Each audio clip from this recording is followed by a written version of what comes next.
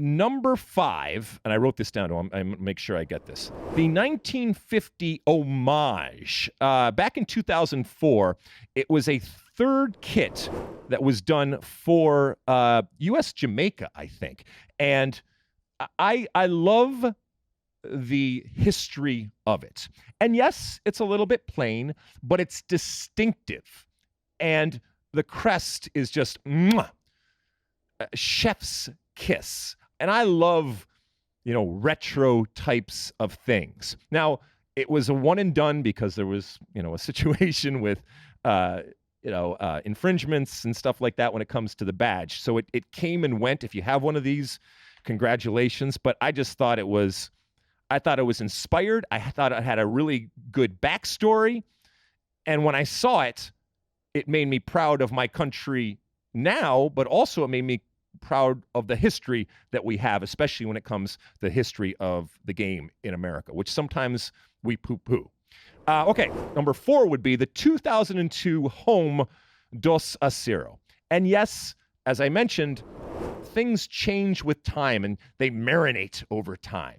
And this has, for me, come to be something special.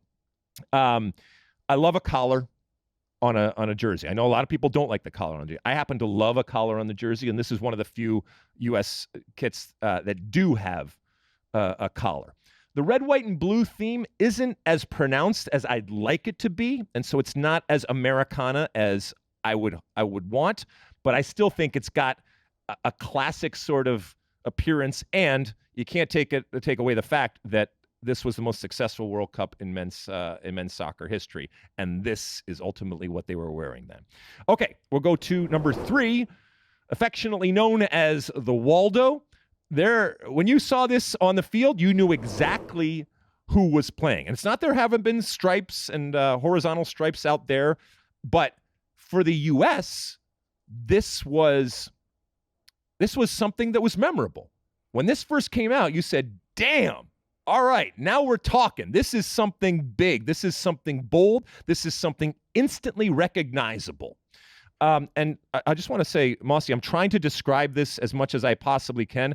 For those that are just listening, these are stripes, including your father, because I remember he said, when he's listening, sometimes we have things on the wall, and people that are just listening and not seeing it, they can't always see it. So, to Mr. Mosse, this is a red striped type of situation here that we're talking about when we talk about the Waldo. Number 2, the bomb pops. And for those that can't see it, it is red, white, and blue. Blue is small at the top, then there's a white stripe, and then there's red on the bottom. There is nothing more American and Americana than the actual bomb pop. I love them, and I love what they represent. And so that there was this connection to something very American. I mean, the only thing would have been better if it was like a Slurpee or something like that. But the bomb pop, I'll take it. So that for me was number 2. I bet you a lot of people would switch 2 and 3 when it comes to the Waldo and the bomb pop. But I think it resonated with a lot of people. And then we get to number 1. And look, it almost should have a separate category, because everything that I talked about, everything that I desire, and everything that I want from a jersey is the 1994 home, affectionately known as the Denim Kit, faux denim, whatever you want to call it. It is, I don't think that there has ever been a more inspired type of American jersey, regardless of what sport you're talking about there. It was stars and stripes, obviously, red, white, and blue, and you knew exactly who was on the field. And that it has grown into something bigger than what it was even at the time.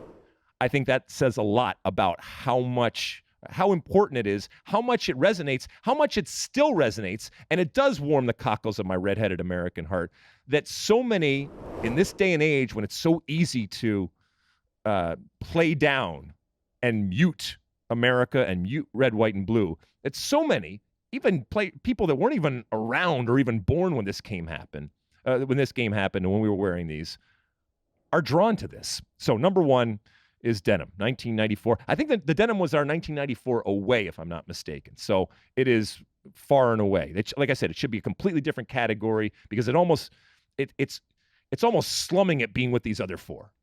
You like that clip? Well, my State of the Union podcast drops every week. Subscribe now on Apple Podcasts, Spotify, or wherever you get your podcasts. You like that clip? Well, my State of the Union podcast drops twice a week right here on my very own YouTube page. The only way to stay up to date is to hit that subscribe button down below. Size the day, and see you soon.